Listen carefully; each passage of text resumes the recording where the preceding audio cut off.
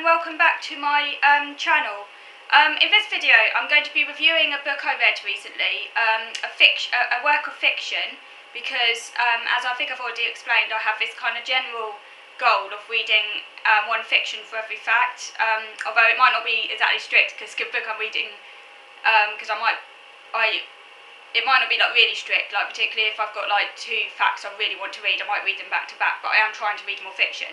So I decided to read, it's this book here, it's called The Catcher in the Rye by J.D. Salinger. It's a really popular book, a really well-known book, like most people have heard of it, it's kind of in the ether as it were. I think it used to be, or it still is, on the English syllabus in quite a few schools, but I was never taught it when I was at school. We did Lord of the Flies when I did GCSEs. I think if I was a teenager, I don't think I probably would have appreciated this book because it's written in a first-person narrative by a teenage 16-year-old boy, and it's very much male-centric. And I think as a teenager, I don't think I really would have been bothered with it or really interested in it. So I think The Lord of the Flies, although it wasn't a book I personally would have chosen, I think it was a better book at that time because although I didn't, as I say, it wasn't a book I would have chosen, I did find it, I did get into it, but I don't think I would have got into this book at that age. It's a book I've come across in my other reading, my wider reading, and because it's so much in the ether and people talk about it, I just thought, well, I want to read it, see what the fuss is about, so I can understand more what it is about, really. So yeah, and also it's a subject matter of a disillusioned American youth, and that sort of thing kind of interests me. I like reading books about outsiders, about unconventional people who aren't in the mainstream, just because I'm not in the mainstream, let's face it, I am very much an outsider, I don't really fit anywhere, so I quite like reading books about people who don't fit in, just because, you know, it's something I can relate to, even if my circumstances are different to them. Like this is about a boy, it's very different to me, I can still maybe empathise or relate with those sort of characters more than I can with conventional characters that I have nothing to do with. So I enjoy reading about outsiders, obviously. Now the book was very easy to read. It wasn't at all taxing. It was a breeze to read because it's written in teenage vernacular. You know, it's an easy book. The book I got this off Amazon. It's not a particularly inspiring cover. You can get better covers than this. This is just a rather boring cover, but that doesn't really bother me because this was the cheapest one.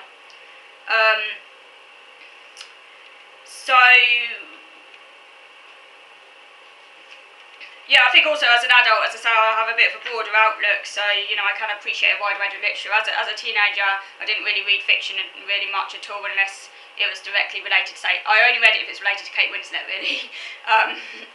So I did read some fiction, but only if it's related to Kate Winslet because of that extreme interest, whereas now as an adult, I am a little bit more liberated to read a wider way of literature, although I do tend to stick to particular themes, and they're philosophical themes, and really books about sort of outsiders, which I find interesting.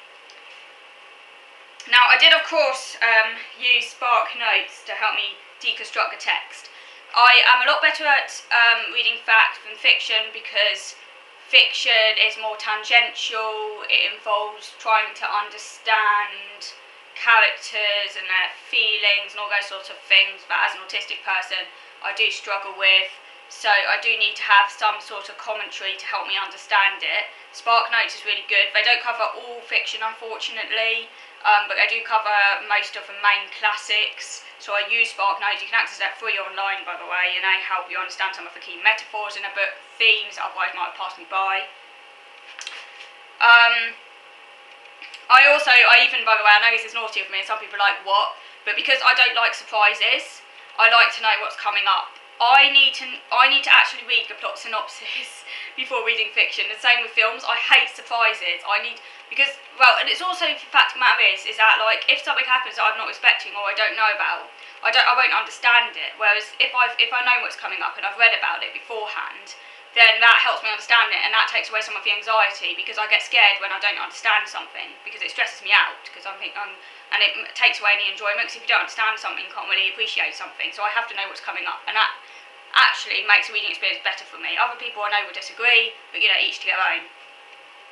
So, in essence then, this book, so it's about a 1950s teenager called Holden Caulfield, and it's really about his struggles against death and growing up. The book is told in the format of a long first-person flashback relayed through Holden's memory. Now, Holden has clearly had some form of mental breakdown, and he's telling a story from either a mental health hospital or a sanitarium. Obviously, that's open to interpretation, and there's also speculation and that although he obviously was heading towards a mental breakdown, he might have had something physically wrong as well, like maybe tuberculosis or something like that, because he's clearly not in the best of physical health either. And he's so he might be in a sanitarium. Yeah. So that's open to interpretation. But anyway, he's not very well. Now, he tells us that he has been expelled from Pensy Prep, which is a prestigious elite boarding school. He comes from a very sort of well-off family, because he has not applied himself to his work. He also believes that Pensy is artificial or phony. Phony is a word he loves to use, which means sort of artificial, not authentic, and he thinks that the whole adult world around him is phony, because he thinks it is corrupt, cruel, and not authentic. So he despises the adult world, and he wants to protect childhood innocence. He's kind of on a cusp. He's 16 years old, so he's kind of at that liminal land, that sort of boundary between childhood and adulthood. He's not quite in one category or the other, and he just doesn't want to move out of childhood. And he is also haunted by death, as he has been traumatised by his younger brother Ali's death from leukemia. He is scared of time passing, and he is scared of change. He would like everything to stay still, just like the displays in the glass at the Museum of Natural History that he often visits. Now, obviously, I can relate to this as an autistic person. Change is something that really scares me, frightens me. I have a real issue with change. I need everything to stay, I want everything to stay the same. I want everything to be controllable. Any change that does happen in my life, I have to instigate it. So it has to come from me. I don't want any change from outside, and I like to keep to very strict routines that only I'm allowed to alter as and when I see fit, after a great deal of thinking and thought and everything. So I can relate to this. Particularly Holden's desire to hang on to beautiful moments. You want them to stay unsullied, you want them to stay perfect, because it never happens in real life. Now, Holden's fear of change did make me wonder if he could be read as autistic. Now, obviously, this book was written by Salinger. Well, it was published in 1951. Autism wasn't really talked about much then, particularly the type that later came to be known as Asperger's, because if he was autistic, that's the type he would have had. And obviously, so therefore, Salinger wouldn't even have had the term autism at his disposal anyway in this context.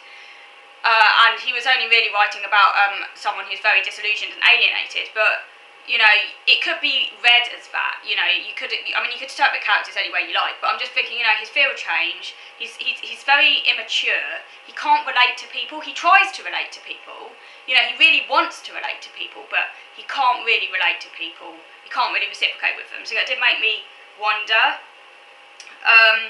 He's extremely alienated and cynical because he just cannot relate to the world around him. Now, the title of the book, The Catcher of the Rye, I wouldn't have known about this unless I read about it, because I researched it online. But it actually alludes to a poem by the Scottish poet Robert Burns, who I think was around sort of 18th century, if my memory serves me correctly. Holden sees a 6-year-old child walking down the street singing, "If a body catch a body coming through the rye." Now, Holden is deeply moved because the child is being totally authentic and is not trying to please anyone or get a reward, unlike many adult so-called phony artists who Holden thinks just do things for rewards and applause and money, and fame. He values the child because the child is authentic and just does it for the moment, just does it because they want to do it.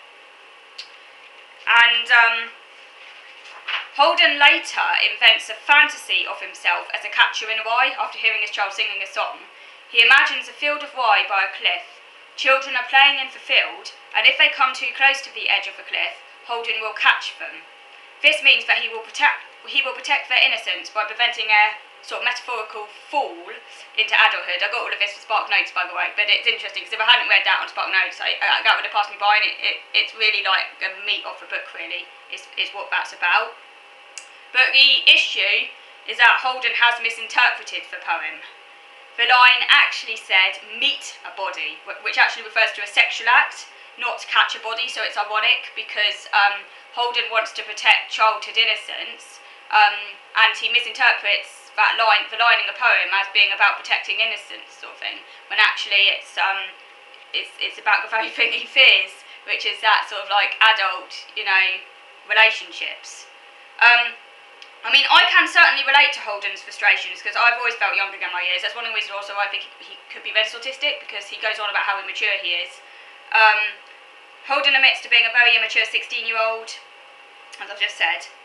So I'll be interested to know if any of you have read this book, really, because it was on the English syllabus in many schools and still is. It just passed me by because it was never taught when I was at school, and as I said, I don't think I would have appreciated it as a teenager, so I think reading it as an adult is probably better.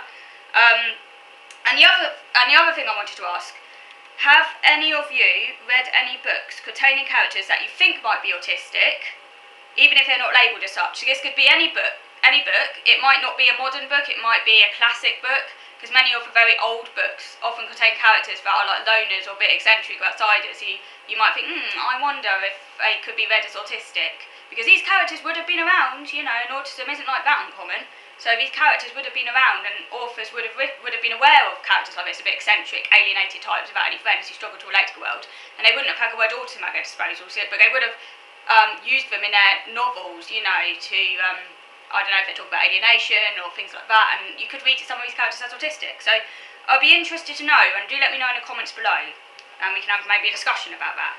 So I hope you enjoyed this review, and now I'm going to be moving on to video number 2, where I'm going to be talking to you about some recipes I've tried lately.